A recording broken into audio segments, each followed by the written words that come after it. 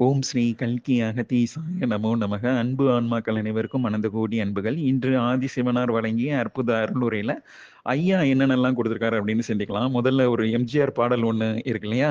புத்தன் இயேசு காந்தி பிறந்தது பூமியில் எதற்காக, தோழா ஏழைகள் நமக்காக அப்படின்னு ஒரு பாடல் இருக்கு. அந்த பாடல்ல வந்து அவர் என்ன குறிப்பிடுறாரு, இந்த இத்தனை மகான்கள் வந்து பூமியில அவதரிச்சுக்கிட்டே இருக்காங்க. எவ்ரி 100 இயர்ஸ்க்கு ஒன்ஸ் வந்து ஒரு பெரிய மகான் வந்து இந்த பூமியில அவதரிப்பாராம். இப்ப வள்ளல் பெருமான் இருந்தாரு. அதுக்கப்புறம் இப்போ ஜெயந்தி அம்மாவை தான் நம்ம குறிப்பிடணும். நமக்கு தெரிந்த வாழும் மகான் வந்து நமக்கு எல்லாருக்கும் ஞானத்தை வந்து உயர் தெய்வங்கள்ட்ட இருந்து சேனலா அவங்க ஒரு சேனலா நிலைத்து நமக்கு வாங்கி நமக்கும் அருளினையும் ஞானத்தினையும் அவங்க மூலமாக உயர் தெய்வங்கள் எல்லாம் பொழிறாங்க இல்லையா? ஸோ இப்போ நமக்கு ஜெயந்தி அம்மா தான் இப்போ வாழும் மகான் நம்ம எல்லாருக்கும்.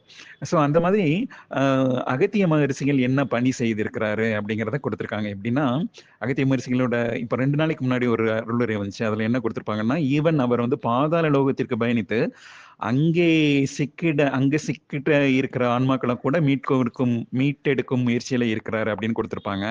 சோ அதே மாதிரி ஆதிசிவனர் என்ன கொடுத்திருக்கிறாருன்னா, ஆதி சக்திகளின் ஒடுக்கம் நிகழ்வதை கண்டு அறிந்து மானுட ஆன்மாக்களின் ஒளி இலைகளை அதனோடு ஈர்த்து பிணைக்கும் அற்புத பணியில் ஈடுபட்டுள்ளார் அப்படின்னு கொடுத்திருக்கிறாரு.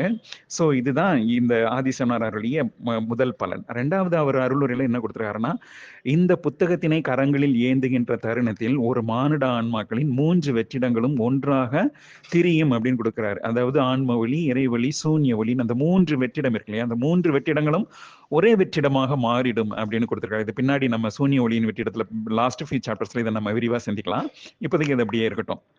சோ 3 வெற்றிட ஒளியும் ஒன்றாக கலந்துச்சுன்னா ஒரு மானுட ஆன்மா என்பது இறைவனின் ஆன்மாவோடு ஒன்று கலந்து விடும் என்பது நியதி, ரூல்ஸா.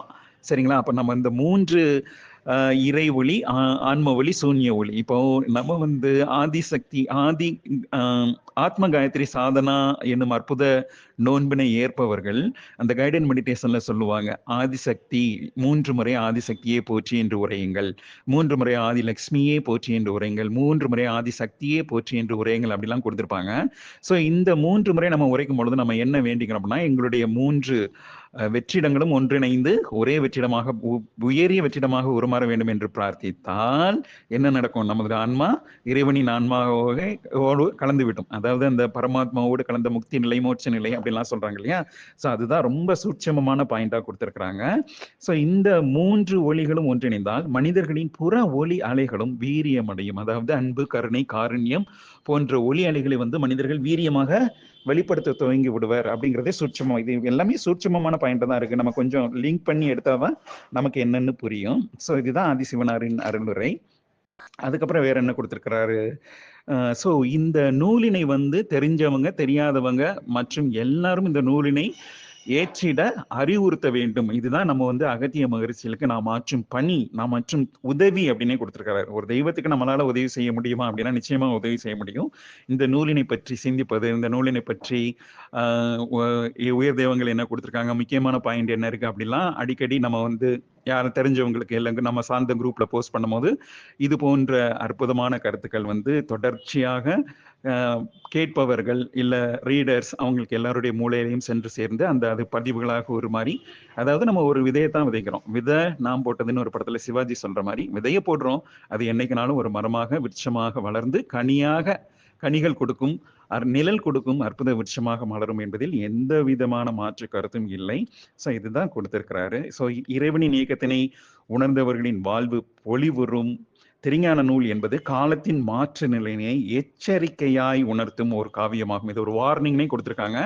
ஏன்னா எரிபொருளின் மாற்றம் நிகழ்த்த போகுது, யுக மாற்றம் நடத்த போகுது. சோ உணர்ந்தவர்கள் எல்லாம் ஆதிசிவனரோடு ஐக்கியம் அடையணும்.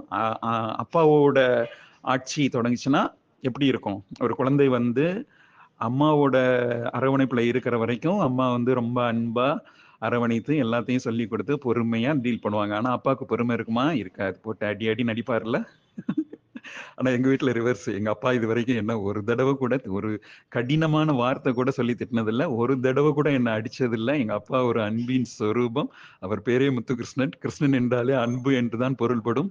அது மாதிரிதான் வாழ்ந்துட்டு அவர் மறைஞ்சிட்டாரு. சோ ரொம்ப அற்புதமான அப்பா. அது என்ன சொல்றது? எனக்கு வாய்த்த மாதிரி ஒரு அப்பா எல்லாருக்கும் வாய்ப்பாங்களான்னு தெரியல. இளையராஜா வந்து அவங்களோட அம்மாவை பத்தி தான் பெருமையா சொல்லுவாரு. ஆனா எனக்கு வந்து எங்க அப்பா தான் ரொம்ப க்ளோஸ் டூ ஹார்ட். ஸோ ஆதிசிவனை போற்றி போற்றி.